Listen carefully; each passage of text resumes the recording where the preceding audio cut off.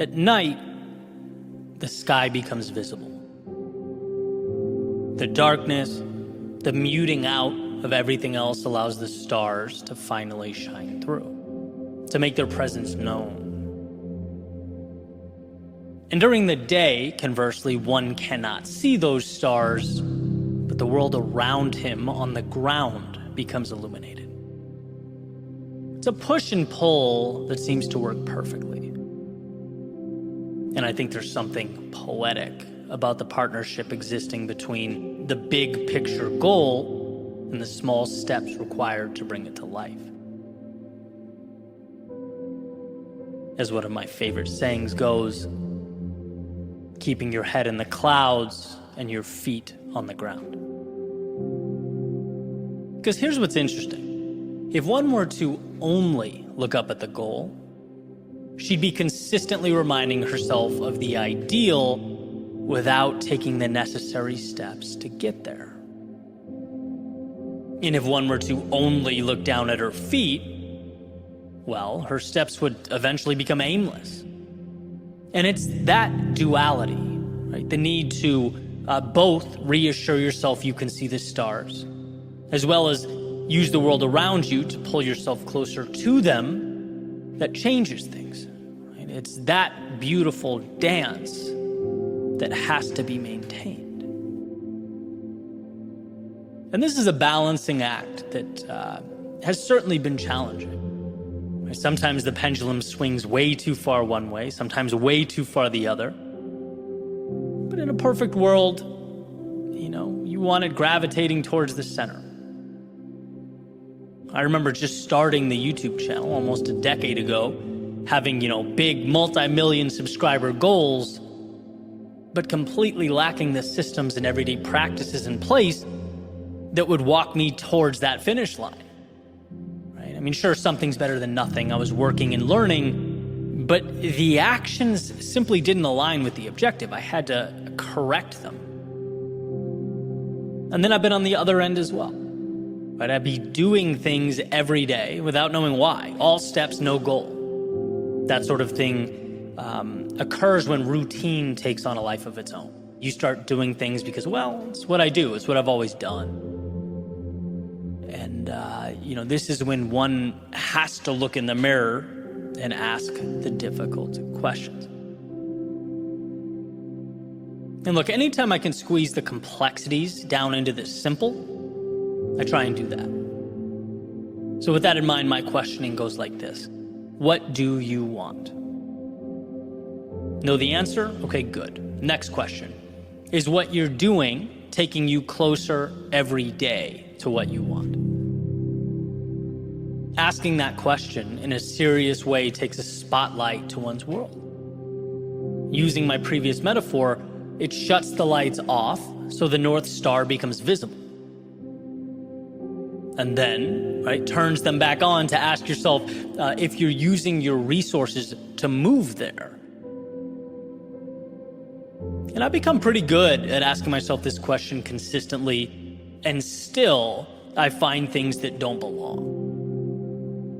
That sort of, they hide in plain view. I have faith that I'll end up exactly where I need to be. But that faith is rooted in my commitment to continually assess, to scrutinize, and adjust. There's very little hope and a substantial amount of trust in my ability to continue forward. There's an idea referred to as the Stockdale paradox, which states, and this is the first definition I grabbed from Google here, you must never confuse faith that you'll prevail in the end, which you can never afford to lose, with the discipline to confront the most brutal facts of your current reality, whatever they might be. That's where the tough love thing comes in. Be your biggest fan because no one will believe in you unless you do. It all starts with your trust in yourself to navigate the process and arrive where you must arrive. But it also requires you are your biggest critic. It means the reason you trust yourself to get there is because you know you won't just sit back and say, I'll win because I believe I'll win. No, you'll win because you will, while having your head in the clouds, be brutally pragmatic with the steps you're taking on the ground. You'll win because you're committed to learning and adjusting. One of my favorite epiphanies when I started doing this full time was the realization, at a very small scale at first, that, someone can't fail unless they quit. You can't lose unless you stop. Impossible, someone might think, right? Well, no, because when you miss the mark or you fall short, you take a second to understand why, and then you come back to the problem or challenge again, right? This means life is a game of tenacity, of persistence, of commitment. The one who keeps adjusting and coming back is bound to connect the dots eventually, which makes failure the simple decision that, this isn't worth it for me. I don't want to continue adjusting and re-engaging with this.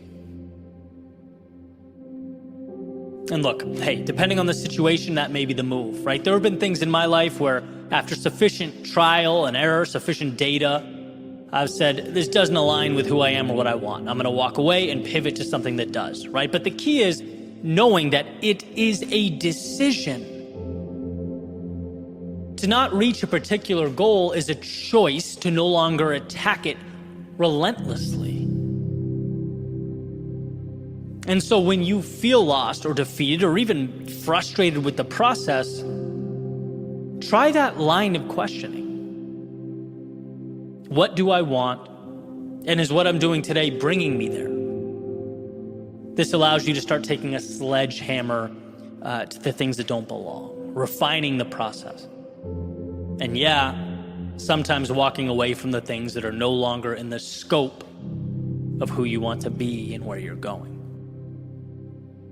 But the power is in knowing, it's in understanding that your footsteps, the little actions of your day-to-day, they are incredibly powerful. But most of all, when you are methodical with them, when they're pointed in the right direction. So pick your stars carefully and own those steps that take you towards them. Failure is not a sickness you catch. It doesn't fall on your head like a piano in those old cartoons. It's a choice. Meaning, in positive terms, as long as you are committed to learn, reapproach, and repeat, you will find yourself atop the mountain. As long as you're willing to evolve, you will ultimately arrive.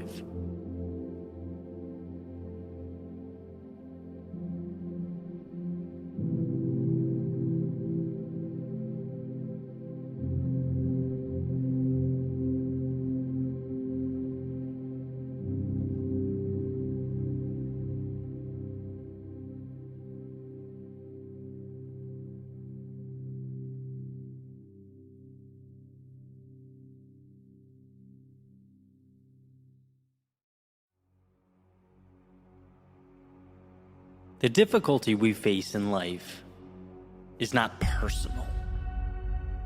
If you remember this, you disarm every adversary, obstacle, every complication you'll ever face. So, quick story.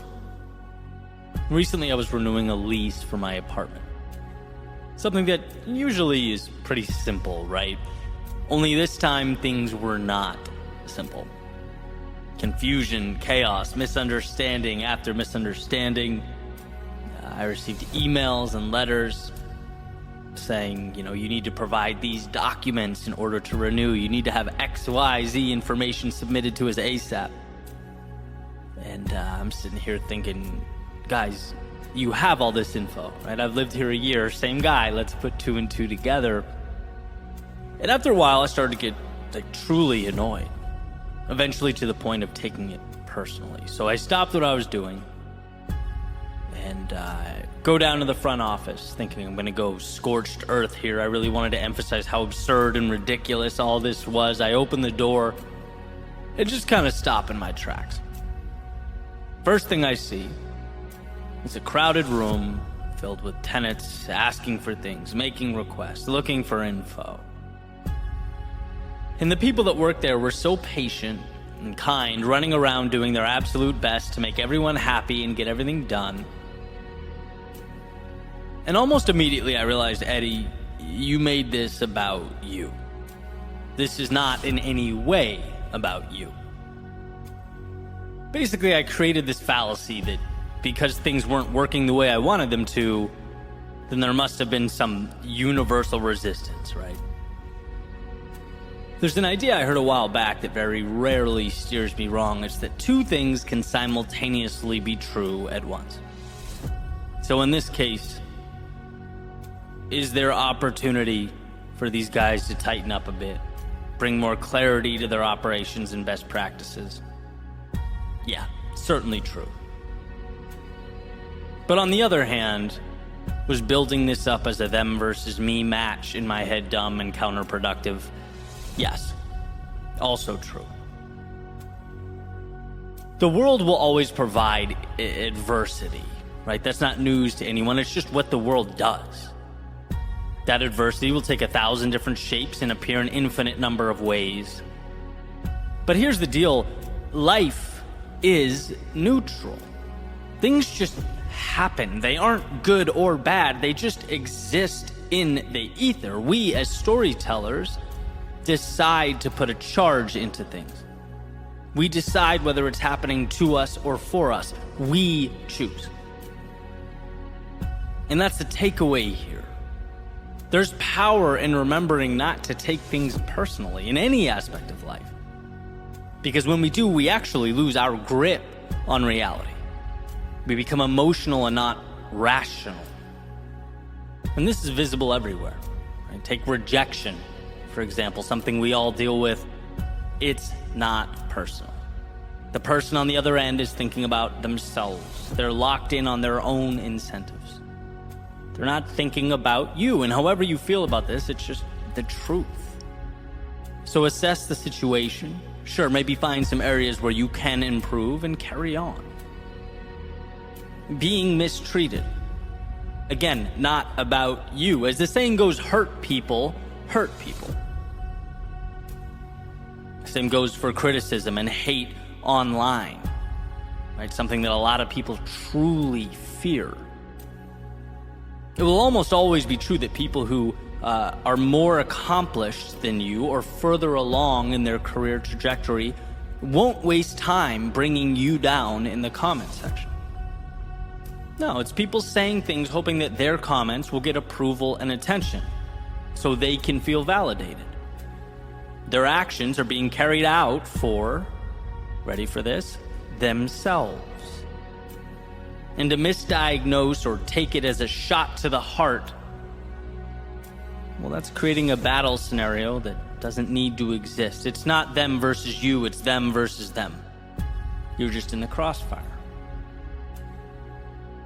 Now, does this perspective or point to not take things personally mean that we abdicate personal responsibility? Does it mean we say, well, it's not me, it's the world, so not my problem? No, of course not. Right? This perspective gives you the power to do the right things and the necessary things because you understand that the problems you face are not a giant indictment of you as a person. Getting angry creates a scenario where, you reallocate your energy from doing what's best for you to instead being mad at him or her or this group or that circumstance or the world in general. Bad things happen, and by the way, they happen to everyone. Everyone gets rejected at some point. Everyone gets let down by people close to them at some point. Everyone loses their way at some point. Everyone has their expectations fall short. Everyone has pushback. It's not just you. It's the world doing what the world does. And there's 8 billion of us running around operating in our best interest, trying to navigate a big, crazy world that's often incredibly difficult to understand. So with this perspective, right, going forward, my lesson from a few weeks ago, what would I have done differently during all that chaos with the apartment? A handful of things. Right? First of all, remind myself that in the grand scheme of things, it's trivial. It's just not that important. 2, understand incentives. Right? These folks aren't trying to make things hard for me. They're trying to do their jobs well so they can live their best lives, which brought their attention to other things. It happens. And 3, when you're calm, you can actually solve the problems at hand. When you don't stack your problems up to look like adversaries working against you, when you instead see them as merely a challenge or puzzle to be solved, life starts to look a lot different. It just feels different to walk around as though life is on your side, as though hardship is nothing more than the water necessary for the seed to grow, as though all those challenges you face are opportunities being presented to you. Because I'm not sure you can simultaneously fight and solve. I think one of our most important decisions is to select one. You can make the rejection an opponent, the criticism a rival. You can make the disorder your nemesis. Or you can realize that all of it falls squarely into the box that is life. Pieces to be taken out one by one so that you can construct the ideal. Life comes down to the advantages that exist all around us, the choices we make, to live freely with the wind at our backs, or confined by the walls we build around ourselves. And sure, your current obstacles might be because of decisions you've made, maybe even decisions you wish you could take back. But the current moment, right now, in this second, is neutral. It does not hold a grudge or have an agenda. Now, right now, is simply right now, in the same way that 2 + 2 is 4. 4 is not good or bad. It doesn't want you to win or lose. It's just 4. Same goes for the crossroads before you. And that puts the onus entirely on you to decide what you will make it all mean. Will you slow things down to find clarity? Will you open your eyes to see the value? Because look, there will always be a delta between reality and the stories we tell ourselves about reality. That's just how human beings work. It's how we've managed to survive for millennia. So understand that and gift yourself the narratives that bring you closer to the place you want to be. The road before you will be challenging, not because its pushback is personal, but because amidst the resistance, you'll find the components you need to live your very best life.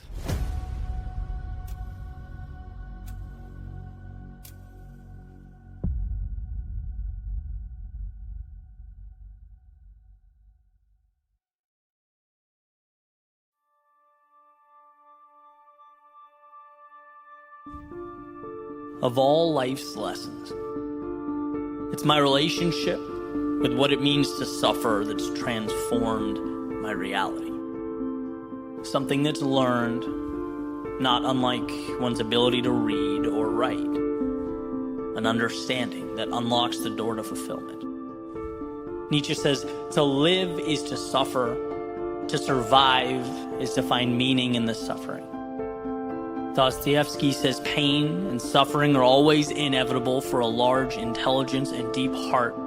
The really great men must, I think, have great sadness on earth. Helen Keller says, although the world is full of suffering, it's also full of the overcoming of it. Our problem is not that we suffer. Our problem is that we don't know how to perceive it when it inevitably arrives.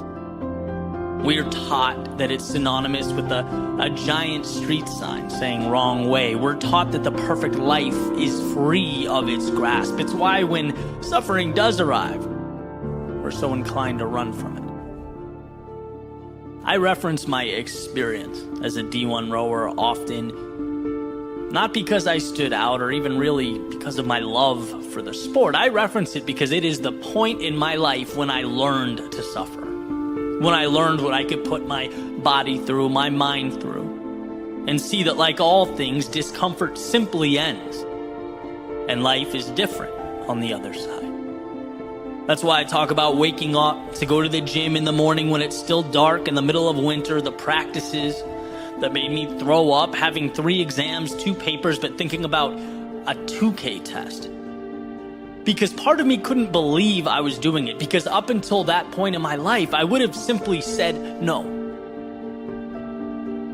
That's why I reference the 3 of us walk-ons that were there senior year out of the 60 plus that showed up freshman year. We built a relationship with suffering. You understand what opens up to you when you agree to, for a moment in time, walk through those flames of hell. It's not a trick or a complex formula. It's just taking yourself to places most haven't learned to go. Not because they can't, but because they haven't learned. When you know you can push yourself far beyond what you thought possible, not only survive, but come back renewed, re-energized, a different understanding of the world. It's hard to see anything as too much or outside the realm of possibility. In my personal life, I can make difficult decisions. In my professional life, I can sit down and write when I don't want to. When I feel like I can't, I can take on projects that scare me, that take me so far outside my comfort zone, my ceilings have no choice but to become floors. You elevate yourself with each yes. Gustave Lanson says, there is no art without commitment and suffering. That is not a demon to be avoided. It's truly the beginning of everything. Jocko, he says, discipline equals freedom. Well, what is discipline? If not one's ability to accept and harness suffering, to teach yourself not to step back, but forward into it, into the chaos, into the disarray. That's where our lives are assembled. It's where we are made. And so my message is where you would once say no, dare to say yes. Even if it's a footstep, a moment, one toe in the water, teach yourself that the very discomfort you've been running away from, that most run away from, will be the reason your life transforms. Change isn't a miracle. It's a decision.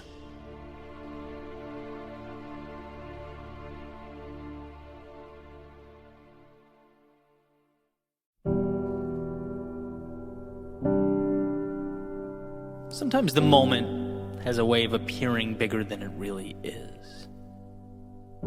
A facade. Let me explain.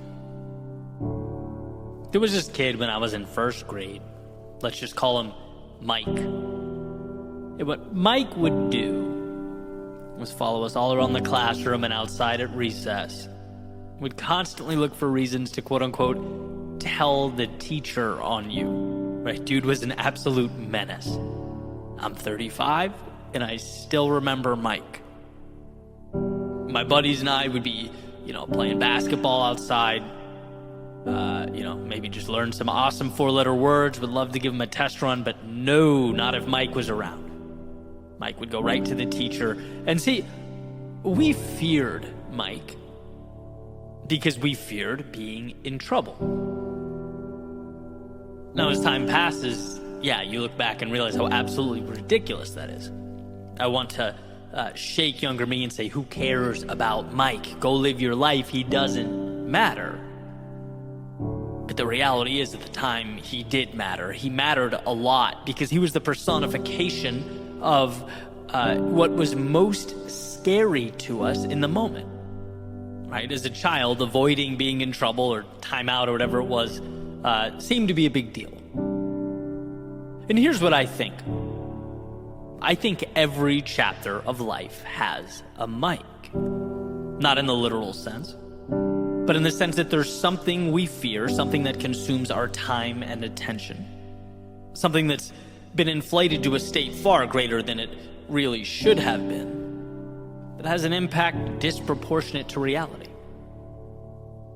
Because as real as it seems in the moment, a few years down the road, we'll do the usual, shake our head and laugh about the seemingly obvious lack of perspective during that chapter. Hindsight being 2020, we'll be shocked we couldn't see what we eventually came to see. But that's what growth is. It's a good thing. We want to evolve. No one wants to be the same in 10 years, see life the same way in 10 years.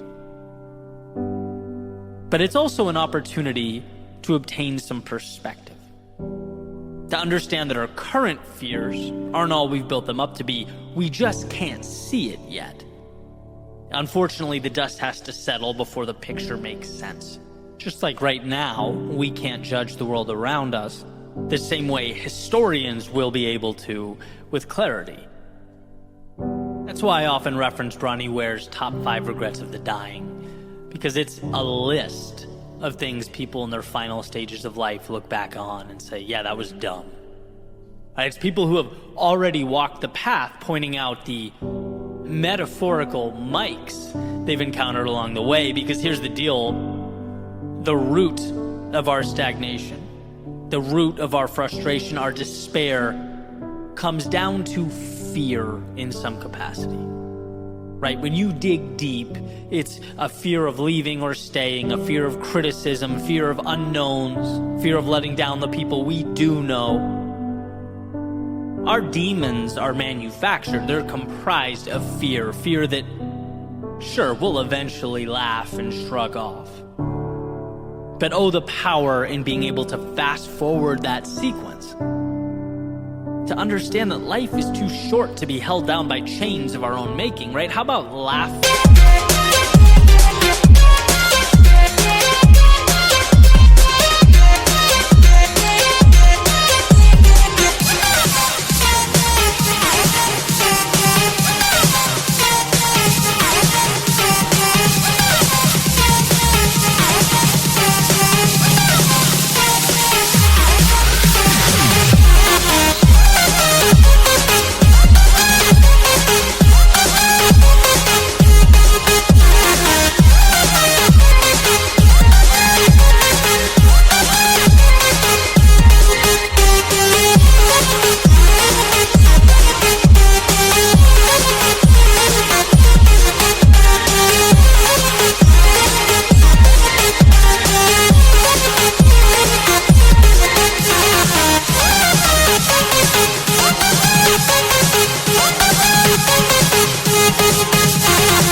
In the face of what intimidates you now.